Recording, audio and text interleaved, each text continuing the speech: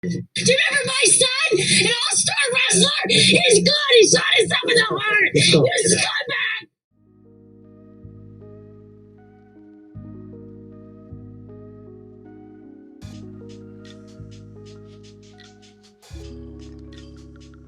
What we see in the juvenile justice system is in many ways a mirror of what we see in the adult system. We see that young people of color are far more likely to be stopped, frisked, searched, harassed. Well, in 1993, the Clinton administration began to find ways to address what was considered criminality here in the United States. And in 1994, that legislation was passed, what we now know as the 94 Crime Bill. And within that legislation was a piece of that addressed youthful offenders.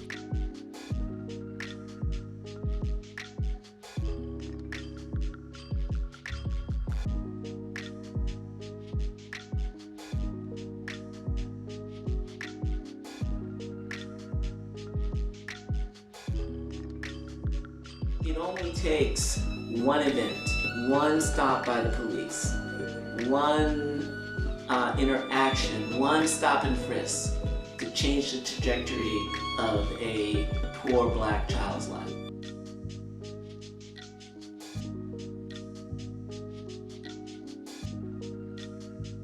Now, for a lot of people, when we think of the 94 Crime Bill, we think of mass incarceration in regards to adult prisons, which is true in and of itself that these things, the explosion of adult prisons across the country exploded along with juvenile justice facilities.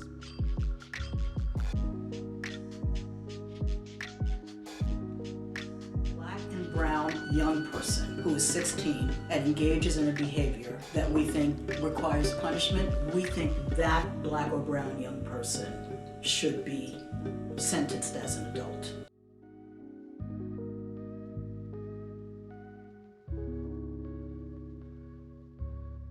In one of the most infamous cases, we know that 2 judges were indicted in what is known as the Kids for Cash case, where these judges were getting kickbacks from developers to give them bodies of youth. Now, although this legislation was set at the federal level to be blanketed across the country, what we do know is that the communities that this legislation disproportionately impacted were black and brown communities.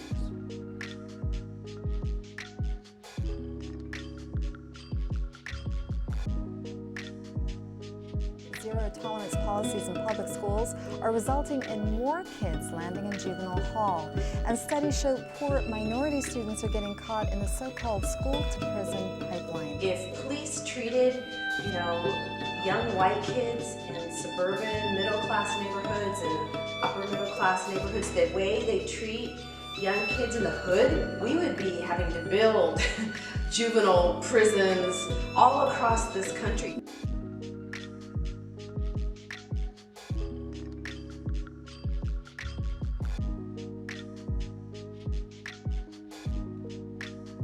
For a lot of individuals who may look at what we're seeing today in regards to our juvenile justice system and the overpopulation of young black and brown men across the country, this is a direct result of the 94 Crime Bill. And just for clarification, that legislation was penned by then Senator and now President Joe Biden. So when we began to try to understand the implications and impact of what this legislation meant, particularly in the area of when we think of the juvenile justice system. This is where we now have the new words such as the school to prison pipelines.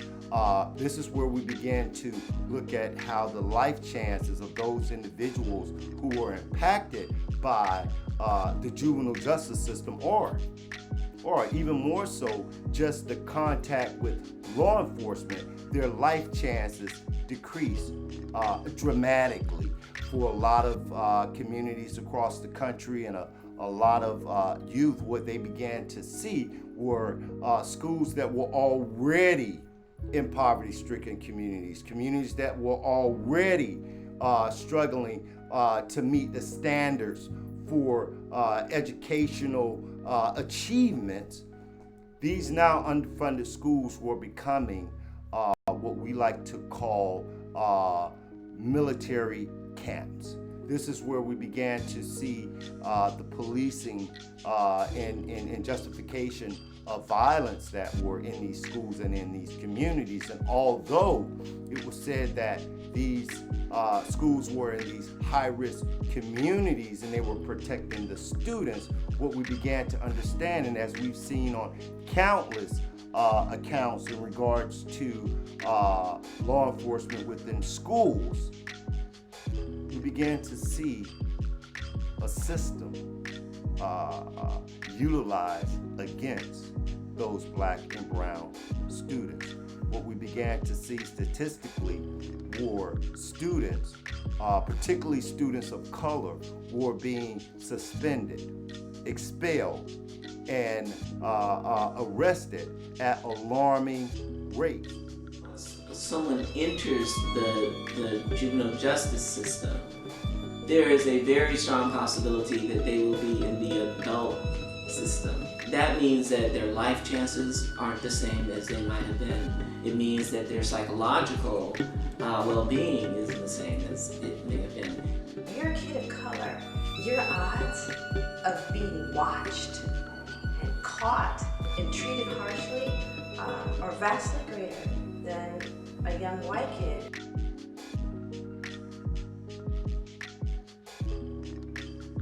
We found out that, and we began to understand that most of these students during this period of expansion within the juvenile justice arena were also 5 times more likely to have law enforcement called to address an issue at the school, which we learned that the infractions that were taking place were no more than was being taking place at privileged communities and privileged schools. It was only in black and brown communities that we began to see the impact of the 94 crime bill under that juvenile justice clause that focused on black and brown communities. I think that it's important that as we move forward in these conversations, that we begin to understand what those implications mean. Again, I like to share with you that I think that it was important that we understand how the life chances of those individuals who are impacted or have that police contact are greatly decreased. For one, by the time a youth has contact with law enforcement from our communities, they are 5 times more likely to go on to adult prisons. They are 5 times more likely to drop out of school. They are 5 times more likely to be expelled over their white counterparts. And this was a national trend that began to erode the trust in our justice system as well as our juvenile justice system. And although in the case of those 2 judges, those were cases that we saw that were recognized, or like we say, got their hand caught in the cookie jar. Because with the number of youth across the country that were disproportionately incarcerated in these juvenile justice systems, you can't account the number of those individuals to two judges, because this was happening across the country. So again, and moving forward, I think it's going to be critically important that as we have these conversations, and as we begin to look at clips like Cage Roses and what you're seeing today, that we begin to have a serious conversations with our elected officials on the solutions that we need to begin to address. Well, particularly when we start thinking of the underfunding and the cutting of programs within our schools that restrict our students from developing their artistic skills or potential. YMCAs and funding that were moved out of Black and brown communities. After school programs where funding was cut. And if we really look at our map and funding from across the country, particularly when it comes to Black and brown communities, I think that in that we'll see one of the most challenging aspects of this conversation. Our schools are underfunded. Our schools have been underfunded for over 30 years. The achievement level, because of the lack of funding to hire efficient and effective teachers, plays a role into this. Not just the community itself. I think that over the years, what we've come to understand that Black and brown communities and even our youth were used as scapegoats in the quest for political office, and that's not a conspiracy. I don't deal in conspiracies. What I like to deal in are the facts. And the facts are that our juvenile justice system is very reflective of our adult prison systems here in America. Facts. I think it's also important that when we look at the racial implications that African Americans and Latinos represent a higher number of those students who are impacted by the school to prison pipeline. I think it's important that when we look at juvenile justice systems and facilities across the country, we see a higher number of those individuals are Black and brown students. And it's critically important that as we continue to develop policy, as we continue to look at these issues, that the most logical steps that we can begin to make is to really ask our legislators, ask our elected officials, how much longer do our children have to pay for political gain? We've seen it countless times in other areas of our society, and I think that there are quite a few times that the conversation around our criminal justice system, we mistakenly forget that our criminal justice system is just that. It's a system. And one part empowers and ignites the other for it to operate. So what is our call to action? I think that the most important call to action today, particularly because we can see where the explosion of not only adult prisons took place when we think of mass incarceration, but we can also see this in our juvenile justice facilities.